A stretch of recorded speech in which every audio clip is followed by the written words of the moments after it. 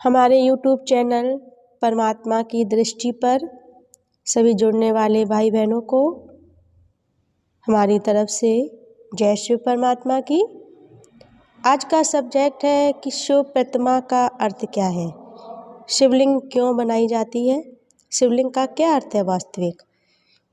तो जैसे दिखाया गया है, आपने देखा होगा, शास्त्रों में भी दिखाया गया है कि बिन पग चले सुने बिन काना और बिन कर्म करे विधि नाना।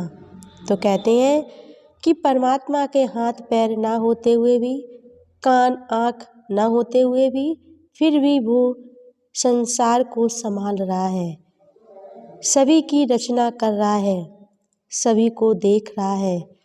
तो इस प्रकार से जब इस संसार पर अंधकार छा जाता है, इस संसार पर अत्याचार बढ़ जाता है, तो इस संसार पर अंधकार को दूर करने के लिए वो परमात्मा इस संसार पर अवतरित होता है।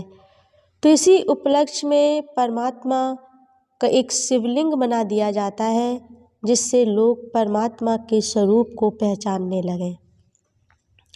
शिवलिंग की माना एक परमात्मा शिव का लिंग, जिससे दिखाया गया फाउंडेशन, जो लिंग नीचे की तरफ जो फाउंडेशन दिखाते हैं, वो परमात्मा इस सृष्टि की संभाल कर रहा है।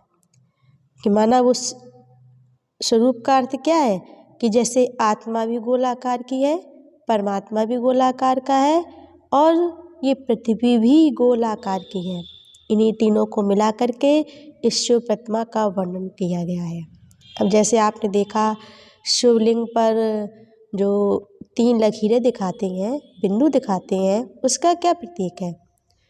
उसका प्रतीक है ब्रह्मा, विष्णु और शंकर, और बिंदु दिखाते हैं परमात्मा शिव का सूचक चिन्ह होता है। पानी का फाउंडेशन दिखाया जाता है, वो इस प्रकार से दिखाया गया है कि चाहे किधर से पानी डालो एक ही तरफ निकलता है।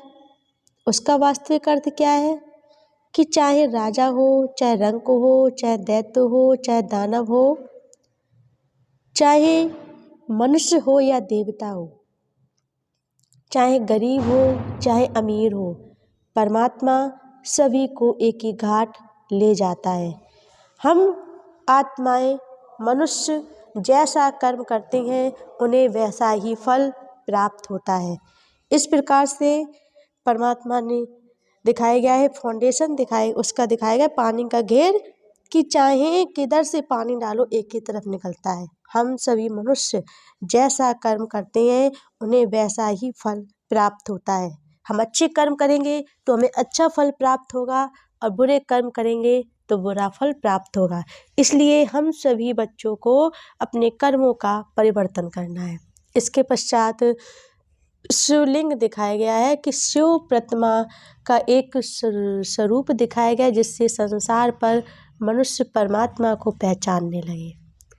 इसीलिए शिव प्रतिमा का वर्णन किया गया है, इसीलिए उसे शिवलिंग कहते हैं, क्योंकि परमात्मा बिंदु रूप ज्योति स्वरूप है।